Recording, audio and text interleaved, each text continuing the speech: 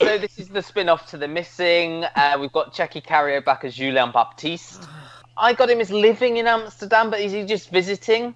I Or do don't they live know. there? I think he lives there. And he's sort of semi-retired at this point, but he's got his former boss slash lover takes him to a meeting at a cafe and says, "Can you investigate this sex worker who's gone missing?" So he sort of finds himself embroiled in the sort of seedy underbelly of the sort of sex workers, and he's working alongside Tom Hollander's character Edward Stratton, who says he's the uncle of this girl that's gone missing.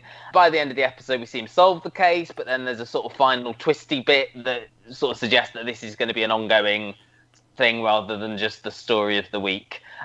Will, let's start with you. What were your initial thoughts? Well, had you seen The Missing before that? Was this your first time with the character of Baptiste? No, I think I'd seen some of The Missing. I don't think I've seen all of it. I think I've seen a couple of episodes of the first and second series, respectively. So I did have sort of like an idea as to what the character was like. I thought the opening of the first episode was particularly attention grabbing. It was not quite what I expected. It did sort of like subvert my expectations somewhat. I enjoyed the mystery aspect of it. I thought that was done very well. I thought the way that Baptiste was introduced into the story was interesting. It was a bit different than perhaps I've seen with other TV detective dramas. I thought Tom Holland was really good in it. He seemed a lot more tired and battered and gruff. Bruised, yeah. Yeah. We don't say gruff enough. Say, yeah, that's good, gruff. Yes. Yeah. Well, I was sort of like thinking of the facial hair, and it just sort of like made me think, Gruffalo. I agree with everything you've said, actually, about the opening being shocking. I mean, this podcast is out on Tuesday. The episode went out on Sunday, so we can be a bit spoilery and say it's somebody being strangled and sort of suffocated to death.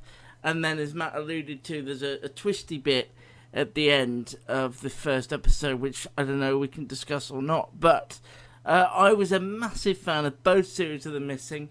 I think the Williams brothers really told both of those stories really well. The cast of both were really, really strong, and they had not only interesting stories around the missing people in their lives, but they had interesting things going on, and those stories also played with time and things, which isn't something I'm always a massive fan of, but in that seemed to work really well and just add to the mystery element. I have to say, with this, I was bored quite early on. I think I couldn't really work out why I didn't enjoy it. I don't really know why I didn't enjoy it, but I've decided, because I'm on a podcast platform and I have to have a reason for my opinions. Yeah, go for it. I just think that Baptiste is not that interesting of a character. I find him really boring. I find him dull. I think we hadn't noticed it so much in The Missing because in the first series the focus was on James Nesbitt and his wife, or in the second series we had Keeley Hawes and David Morrissey and a whole other story with Roger Allam and Laura Fraser and all that going on. So Baptiste turned up to sort of put the pieces together, but here he's the main focus outside of Tom Holland. There's a couple of other things going on. Hollander. Yes, sorry. Tom Holland is Spider-Man. Well, either way it works. That would have perked it up, I think, having thought about it. But I have to say, I did find it boring. I also found the foreign villains quite cliche, and the whole thing, because Baptiste is obviously French, Tcheky Karyo is French, it was very accenty all the way through. That sort of grated on me. Well, we've had a lot of that, though, this week. Yeah. True, yeah, there's quite a lot. Yeah, fair enough, I asked you to watch 2 subtitled dramas, so I'm a massive hypocrite, but you know what I mean.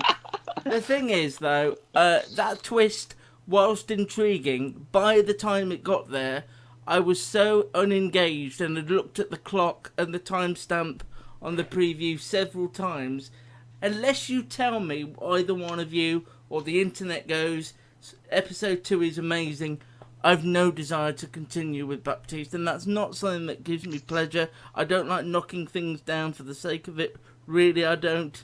In this case, I was really disappointed, but most importantly, I was really bored.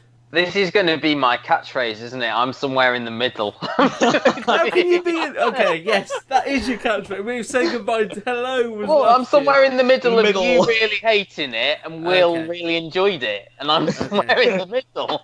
Yeah. I mean, the opening scene to me felt like something out of sort of a standard BBC crime drama. I'm sure I've seen this before. Yeah. In something like you would get maybe in like an episode of Shetland or something like that.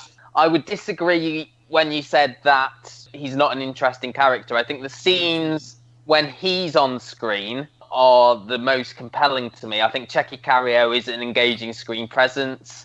I think when he wasn't on screen, that is where I started to get bored. I was like you in those certain scenes where he wasn't there, and I was like, what's going on? Like the scene when his wife's in the supermarket and she gets that device planted on. How did they know, A, that was his wife, and B, that she'd be at that supermarket? That's what annoyed me. As you say, with the missing, he was part of an ensemble. I again disagree that he wasn't in the missing a sort of a vital character. I remember when he was running around Iraq with Andre from Trapped, for example. I enjoyed those scenes, and he had that subplot in the second series with his brain tumour and everything like that. But I don't think there was any other characters apart from maybe Tom Hollander's Edward Stratton. I mean, I think we can talk about the twist in it because it's gone out, as you said. At the end, you find out that he's sort of the villain of the piece, really, and he's got this human head in his house for some strange reason. Like that wasn't normal. Like we don't all have a human head somewhere. But in our I would praise the Williams brothers. I think they really write a good sort of character turn. Because I remember when we had Derek Riddle in the second series of The Missing, when you found out that he was the baddie there.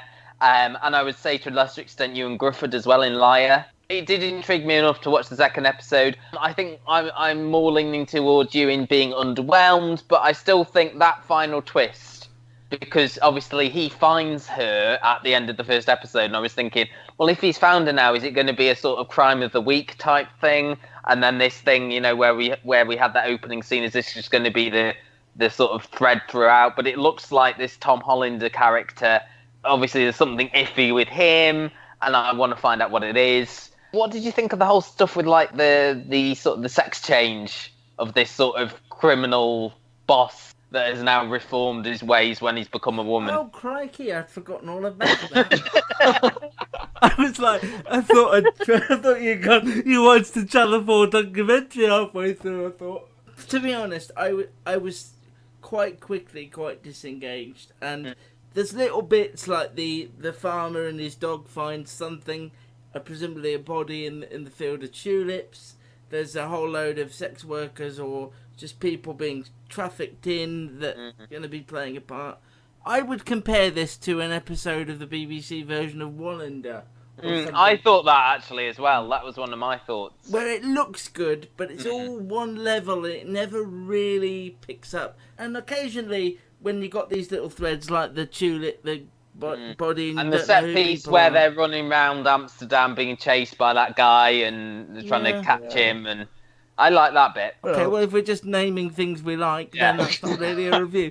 But I don't know. I understand your hesitations, and I think maybe because we were that into The Missing and because we loved it so much, I think that we have sort of got those preconceptions going in. But yeah, this just didn't hit the mark, and it's only 6 where The Missing had 8 in both series, so it's got less time to tell a really, really compelling story. No doubt the Williams brothers can do it, but here I just didn't feel engaged with it at any point. So that is on Sundays at 9 o'clock on BBC One. Let us know what you think. Let us know whether you think I've been too harsh on it, or Will's been too positive, or Matt's been too in the middle. Let us know. And Matt's been too balanced. Yeah, stop being so good with your opinion, so balanced in your view.